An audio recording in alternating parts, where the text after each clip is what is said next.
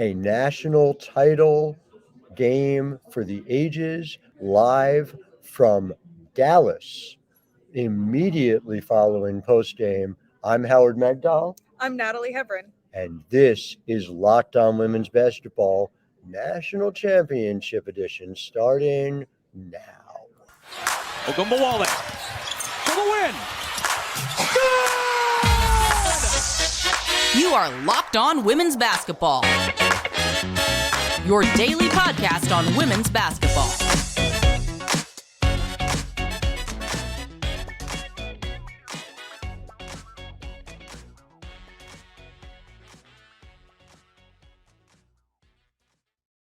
Well, a very pleasant good evening to you. I am Howard Megdal.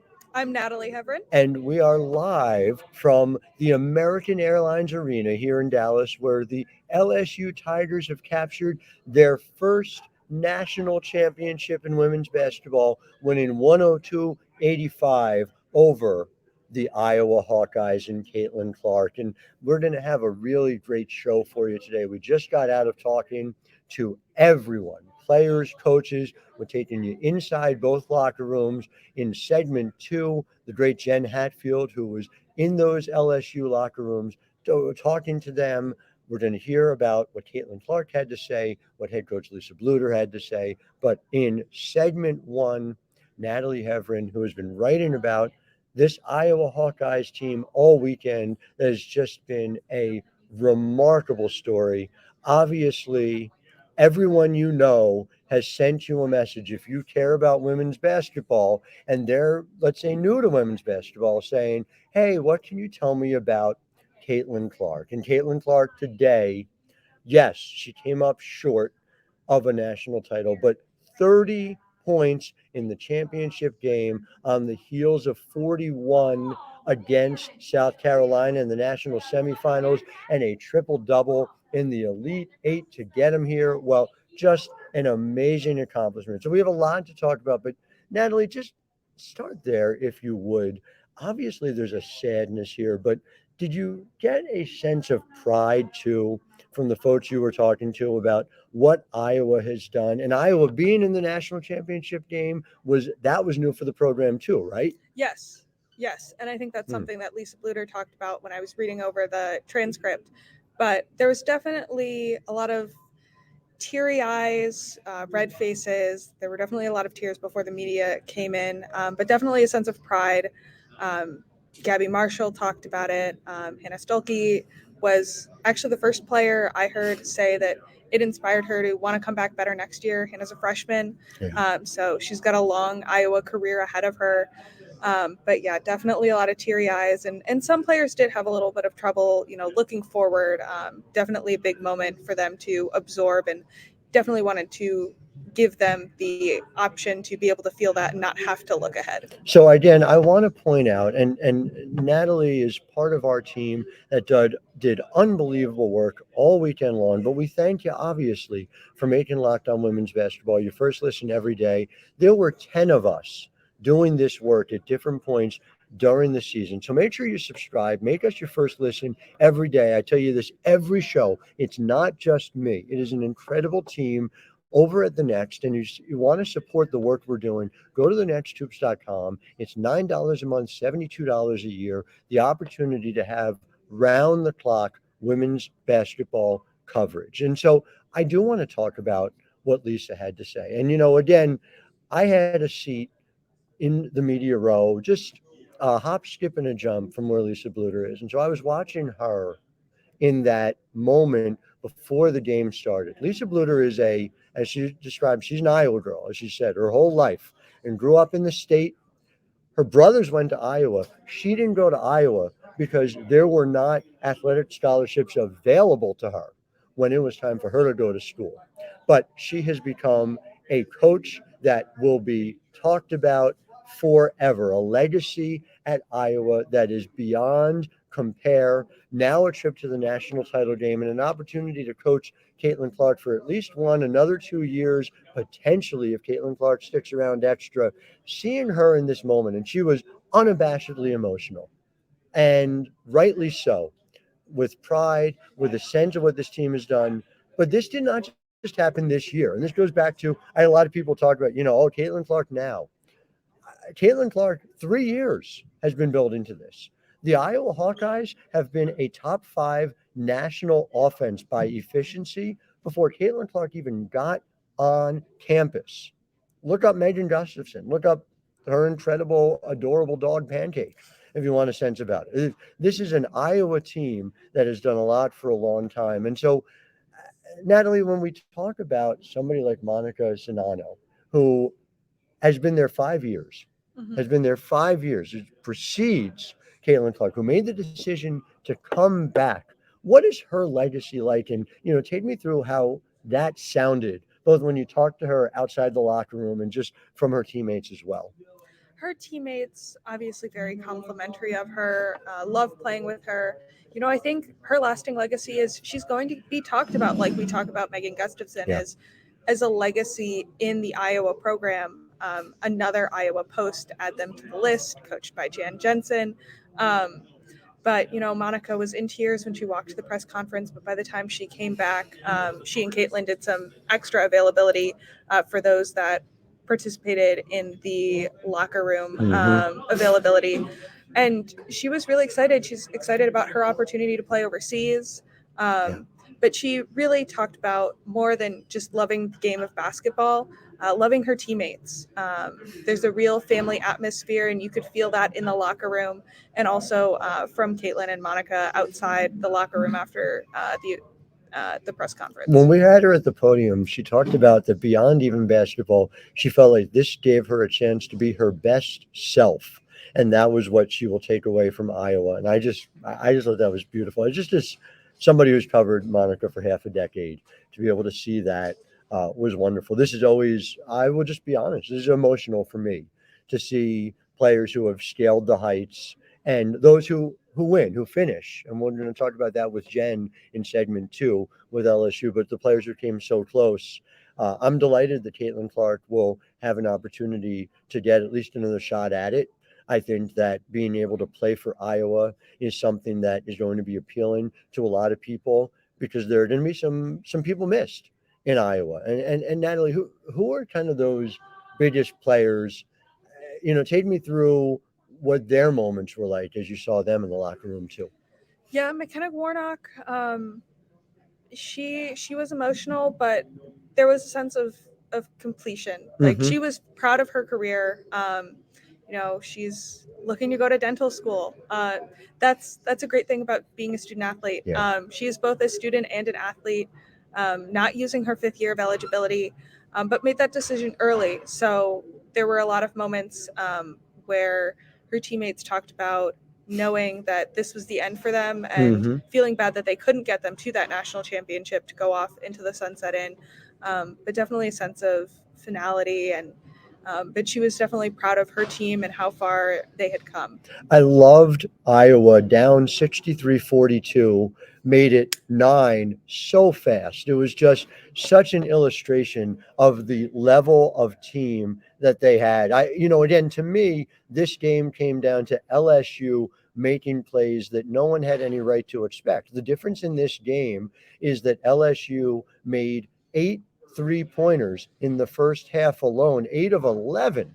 They shot 9 of 12. Excuse me. That last one thank counted. you. You're right. 9 of 12 on a bank shot 3-pointer. This is a team that had double figures in made 3-pointers just 3 times all season. Sometimes when you get in these games, it goes that way. And so, leaving aside, the issues with the officiating, which I just thought the officials were, and not in a way that benefited one as opposed to the other necessarily as much as just like way too present. I don't want to be able to see fouls called. Correct. And this is not an Iowa complaint. This is not an LSU complaint. You hear some people on Twitter say, "Well, what about South Carolina Friday night?" There were too many fouls called then too. I thought there were too many fouls called in the Maryland-South Carolina Elite 8 game, and that ended up benefiting South Carolina because the Gamecocks had depth that Maryland didn't have. But I didn't care for that. It did not, though, take away from both these teams' ability to score, and we saw what Iowa was capable of. I am delighted to see Lisa Bluter have this success very eager to see what's next. Natalie, I'll leave this with one question for you and one point that I'd like to make as well. But like, what was kind of your takeaway from the Iowa weekend, if you had to sort of boil it down to one thing? How proud the state of Iowa is of them, and how much every player and every coach on Iowa loves the state of Iowa back. So many Hawkeye fans, so many fans, yelling, screaming, on their feet. I saw them all over Dallas. And then also the love that I heard from the players and the coaches, both after Friday's game and after tonight's game, just a lot of love back to the state of Iowa as well. Natalie Heavren, just terrific work all weekend. I'm going to leave it with this on the Iowa side.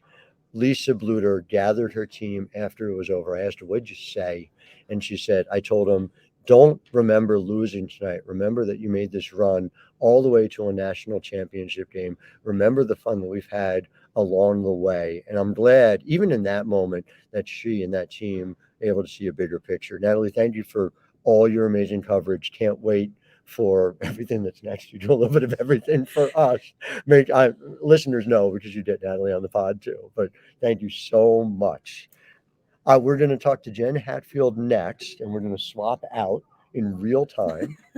As we are doing that, I am also going to tell you about Prize Picks.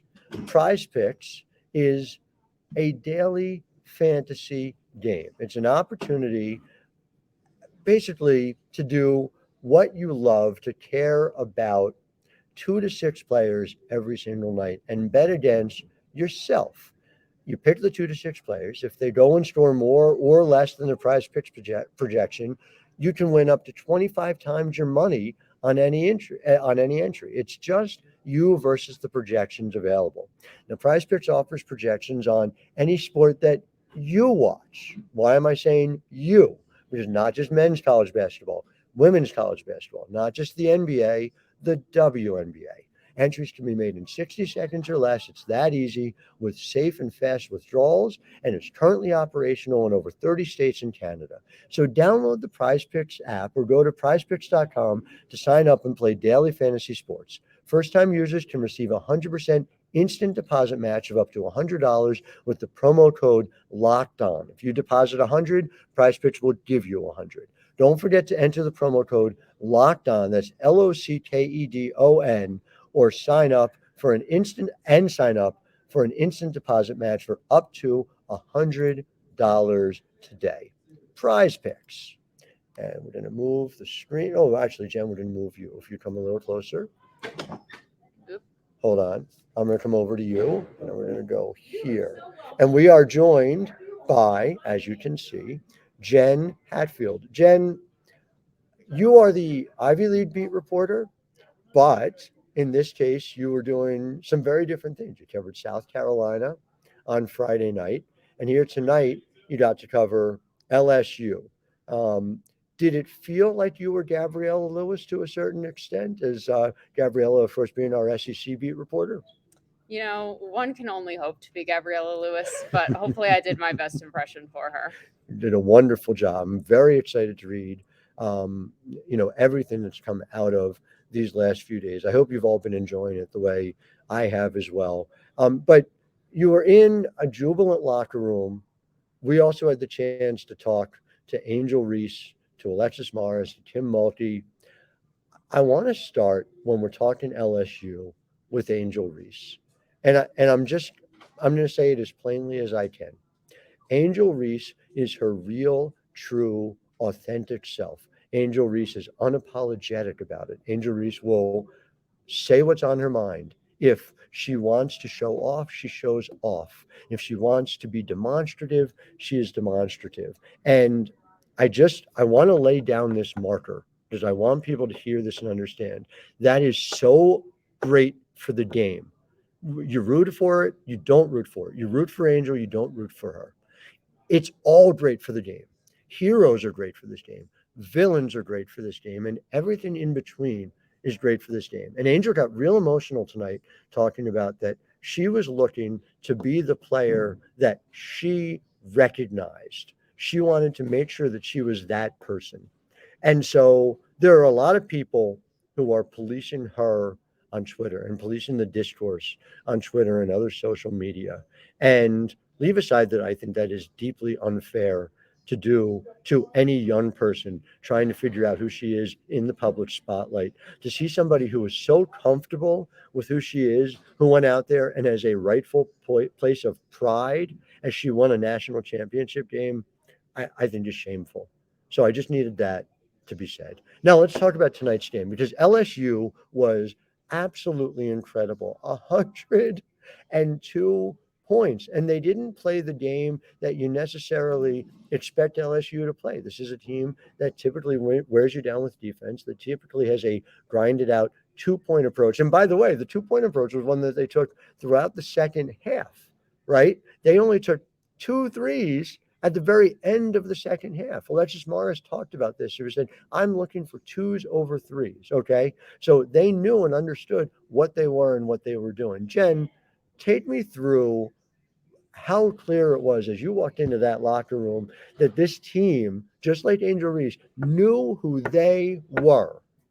Yeah, so I think I'll take you back even further than that. A bunch of us media members were waiting in the hallway. It's kind of more like a tunnel leading up to their locker room, and all of these alums that you know from the WNBA, Kim Mulkey alums, not just LSU alums, Sure. Dee Richards, Kalani Brown, Odyssey Sims, they were all there waiting for the folks of the moment, the current team and Kim Mulkey. And Angel Reese rounds the corner, and they completely flip out like it's Taylor Swift walking down the hallway, right? They were so excited. And then Kim comes by a couple moments later in her, if you didn't see it on TV, her sequined tiger print suit. She's lost her heels. I don't know where they are. It's easy to miss that sequin suit. That's for sure. Yeah. You really had to look for it. So she comes down the hall and, Dee and Kalani basically tackle her like one on each shoulder. They're just so happy to see her. So that was a really fun scene. Just, everyone really appreciating from years past, really appreciating what Kim and now what LSU have done. So then fast forwarding to the locker room, there was a sense of calm there.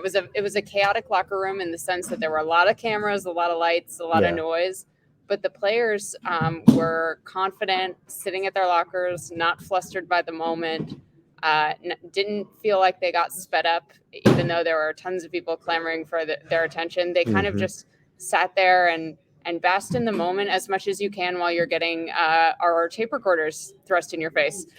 Like they seem to kind of really enjoy getting asked 17 times what it feels like to win a national championship. And even as you're saying it about this sense of who they are, Kim Mulkey and Angel Reese, they know who they are. However you feel about them, they know who they are. They're upfront about it. They're unapologetic about it. And it's fascinating to me the way in which they have obviously made an instant connection, the way in which this team of 9 newcomers bonded so effortlessly over the course of this season. We have to talk about where Kim Mulkey is right now. Kim Mulkey is, by her own acknowledgement, ahead of schedule. She won a championship at LSU in year 2. She described that as ahead of schedule. She said on day 1, on the day she was introduced, I want to bring a national championship to LSU. I remember it very clearly. I even asked her about this. She has now won 4 national titles. The list of coaches who have won more national titles than she has won, it's a very, very short list. And so what I wondered from her was, does that make you want to coach longer? Because she's doing it in a modern way, not offensively, but by going into the transfer portal, by giving her players free reign to use NIL. Does it make you want to go more? Does it make you want to go less? And her answer was she loves where she wants to be, but she doesn't want to put a timetable on it. I do wonder. And again, I go back to what I was saying about Angel Reese. It is good for the game to have outsized personalities who are their authentic selves, period. That is just fundamentally what I believe about this. But I do also want to focus a little bit about Alexis Morris. I've got a story coming about Alexis, somebody who scored, I believe, 12 points in the fourth quarter. Am I remembering that right? I believe that's right. Did not miss a shot in the fourth and willed her team to victory. Was there a sense, I guess, of completion, do you think, from the players who had used up their eligibility? Was there any, did you get any sort of a sense of sadness from that, Jenn, in the locker room, or a sense of satisfaction, that I should say, that they it ended this way? I think there was definitely a sense of satisfaction. There was also, though, I asked, several of the underclassmen, what are you going to miss about these folks who aren't going to be coming back? And they just got so sad. They're just coming off a national championship, but you could kind of see their faces turn and just go, oh man. And someone I can't recall who in the sea of folks, but one underclassman said, I'm just going to miss having fun with them. Yeah. Like, we're all so fun together. And, Kim's talked about this too, about the personalities of her locker room and how much fun they have and how they don't take things too seriously or get too stressed out about things. And I think that vibe is pretty unique. I'm going to put you on the spot right after this commercial and ask you which was the best of the Kim Mulkey outfits and why.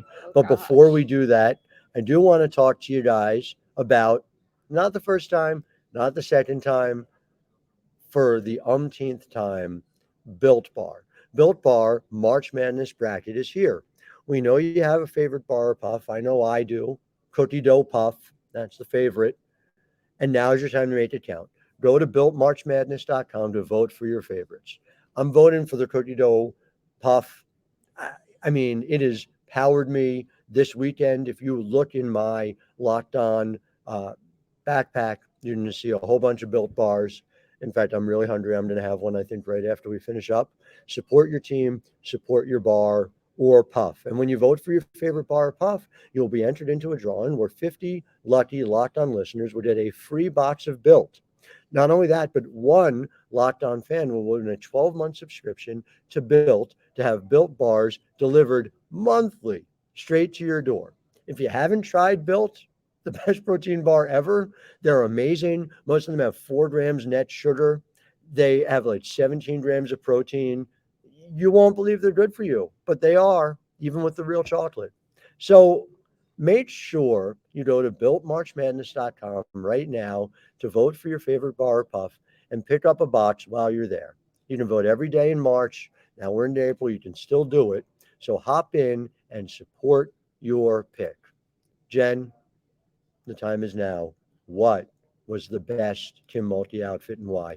First of all, I'm not sure this counts as putting me on the spot anymore because you gave me time to think about it. So I'm going to quibble as an editor on your team. I have to quibble with your word choice. That's reasonable. But my final answer, I'm going to go with today's. Yeah. The sequined tiger print full-on suit with a lot of glam. And 2 reasons why. Number 1, she gets points for this outfit for not having like mysterious animal furs on it. Fair. And then, but number 2, I like that it like ties in so explicitly to her team. And we had this like kind of role reversal where she's in the tiger print suit and then the tiger mascot has these like pink, what are those called? What would you call those sleeves that the tiger was wearing? I was going to say sleeves. This is not my area of expertise. They were like kind of like dangly. Yes. I'm missing the word, but basically they were hot pink, kind of flamboyant sleeves that Kim Mulkey would 1,000% wear. It looks like the mascot maybe like took them from her closet and adapted for whatever the tiger's wingspan is. So I enjoyed kind of the outfit switch in there as well. I love it. And to add on a fashion note to conclude here, Angel Reese walked into the post-game presser with the crown. The crown. The literal crown. Was asked, hey, are you going to get an NIL deal for the crown? And she said, well, maybe. And then she said, and this is very true, yesterday's price is not today's price. And that is true about the great Angel Reese, a champion along with LSU. I want to thank all of you for making Locked On Women's Basketball your first listen every day. Now, you're going to see it all over Twitter, as you so often do. Oh, God, there's no basketball. Basketball season is over. But it's not true. People don't realize this. but men play basketball too. In fact, they have a league called the NBA, and Locked On is so comprehensive, they even cover the men's league. So make your second listen, game to game NBA. Every moment, every top performance, every result. Locked On Game to Game covers every game from across the NBA with local analysis that only Locked On can deliver. Follow Game to Game on Locked On NBA, available on the Odyssey app, YouTube, or wherever you get podcasts. And great news, folks, that'll take you right from tonight, right on through to May 19th. And then, you go back to the WNBA because it's opening night there. Well, Jenn Hatfield, our managing editor, I said this last night at the barbecue place, and I'll say it again. We simply couldn't do what we do without you. I couldn't do what I do without you. We are so grateful for everything you do, from the Ivy League to the Washington Mystics to your incomparable editing skills. So, Jenn, thank you for everything. Right back at you. None of us would be here without you, Howard.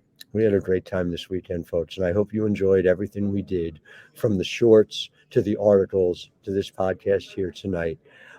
Pretty sure my coat still smells like barbecue. I think that's true, and it was delicious barbecue. Thank you to Dallas for hosting a wonderful time here. We will be back with you every day this week, of course. Saturday, the last pre-draft WNBA draft show. And then we're just going to right on continue, because there is no off season when it comes to women's basketball. No off season at all. Until next time, I'm Howard Megdal. And I'm Jenn Hatfield. And this is Locked On Women's Basketball. The LSU Tigers are your champions, the champions of the 2023 season. Have a great night, everybody. Ogunbowale for the win. You are Locked On Women's Basketball, your daily podcast on women's basketball.